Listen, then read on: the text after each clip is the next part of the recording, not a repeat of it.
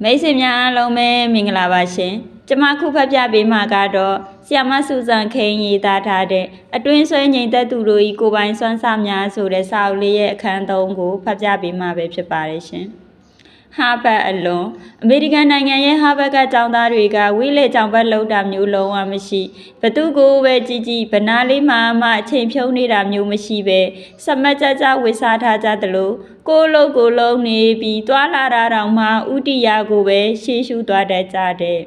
တယောက်နဲ့တယောက်မျက်လုံးချင်းစုံသွားကြတိုင်းခေါင်းငိမ့်ယုံလောက်ပဲနှုတ်ဆက်ကြတဲ့အောက်ကျမ်းပြင်ကနေမျက်နှာကျက်ထိပိုးသားတွေနဲ့လှဆင်ထားပြီးစိတ်နှူးရောင်ရည်မြုပ်သားလိုက်ကားတွေကတကားတောင်ပြတင်းပေကတိုင်နပေတိုင်းမှာ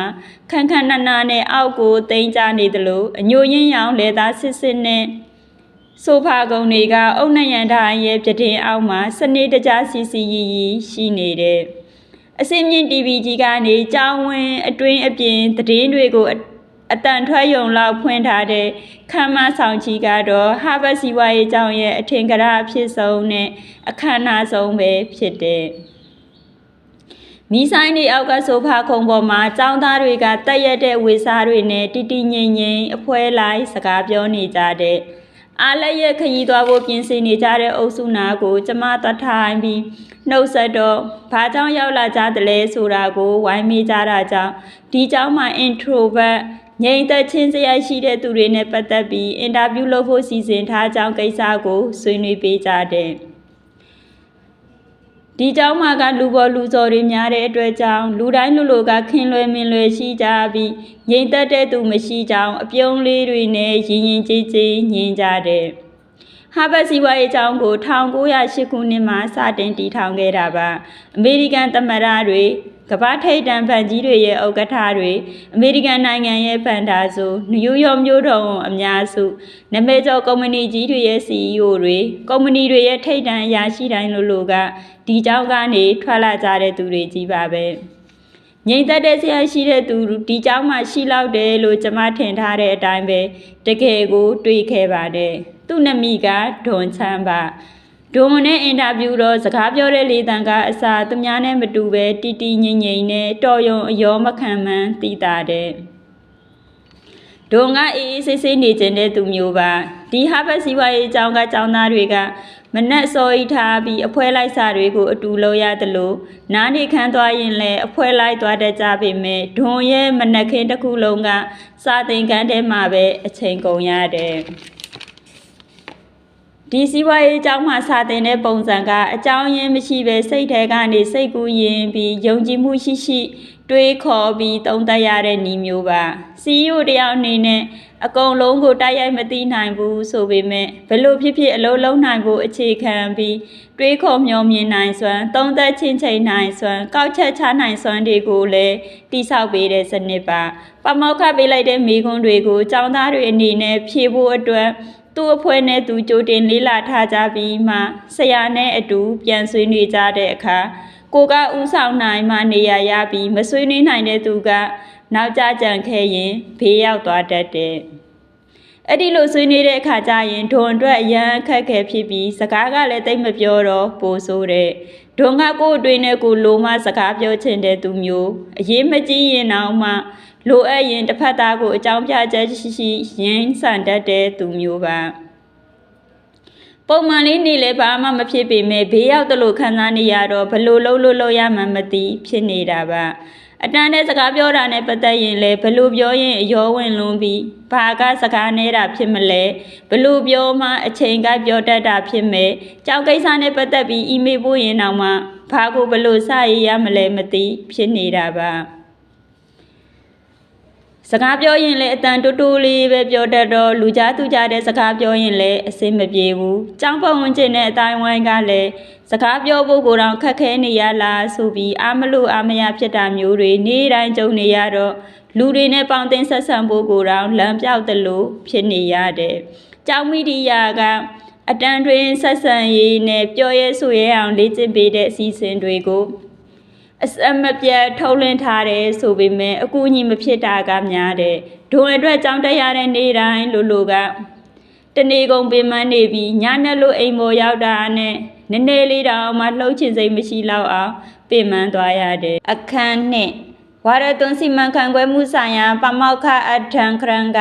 ဖိုချင်း500ကုမ္ပဏီကြီးရဲ့အထက်တန်းအရာရှိတွေစစ်ဘက်ဆိုင်ရာအရာရှိတွေနဲ့အင်တာနက်ကုမ္ပဏီကြီးဖြစ်တဲ့ Google တို့မှအစီအမြင့်ကြံပေးဖြစ်နှစ်ပေါင်းများစွာလုပ်ခဲ့သူပါသူ့ကိုမီချီဂန်တက္ကသိုလ်မှာအင်တာဗျူးရင်းငြိမ်သက်တဲ့ခေါင်းဆောင်မှုဆိုင်ရာအကြောင်းဆွေးနွေးဖြစ်တော့သူ့ဘဝမှာကြုံတွေ့ခဲ့ရဘူးတဲ့စစ်ဘက်ဆိုင်ရာ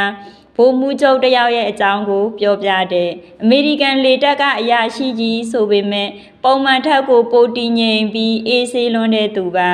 ပမောက္ခကြီးရဲ့ဘဝမှာတွေးကြုံဆက်ဆံခဲ့ရသမျှစစ်ဘက်ဆိုင်ရာအရာရှိအားလုံးထဲမှာဆက်ဆံရေးအင်မတန်ကောင်းမွန်ပြီးအကောင်းဆုံးသောသူဖြစ်တဲ့သူဟာလူများရင်မနေတတ်ပဲကိုယ်နေရာကိုနေပြီးအလုပ်ကိုအေးဆေးဆေးလုပ်နေတတ်တဲ့သူပါစကားပြောရင်လည်းရင်းရင်းတီးတီးမပြောတတ်သလိုပြောလာရင်လည်းခါခါတီးတီးညင်းဆန်ပြီးအပြောမခံတတ်တဲ့သူမျိုးပါဘယ်သူပြောအရင်နားထောင်ပေးပြီးစကားအလွန်နေတဲ့သူပါသူလက်အောက်မှာတာဝန်ထမ်းဆောင်တဲ့သူတိုင်းသူ့ကိုပုံမှန်ထက်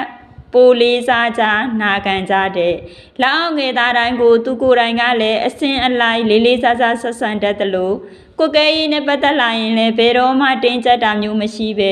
အကျိုးအကြောင်းကိုဦးစားပေးတဲ့ခေါင်းဆောင်မျိုးပါအာနာကိုနေရာတကအသုံးမချပဲဖြစ်စဉ်နဲ့လှုပ်ထုံအတိုင်းအလုပ်ကိုပြီးအောင်လုပ်ဖို့လောက်ပဲစိတ်ဝင်စားတဲ့နမဲကောင်းယူတာတွေနေရာယူတာတွေကိုစိတ်မဝင်စားသလိုတာဝန်ပေးရင်လည်းလူအလိုက်နေရာတကြားပေးတတ်သူပါဗိုလ်ချုပ်ကြီးရဲ့ခေါင်းဆောင်ပုံကပုံမှန်ခေါင်းဆောင်တွေနဲ့မတူပဲလုံပိုင်ခွင့်နဲ့လုံနိုင်ခွင့်ကိုချင်းချင်းပြီးတာဝန်ခွဲယူတဲ့စနစ်မျိုးပါ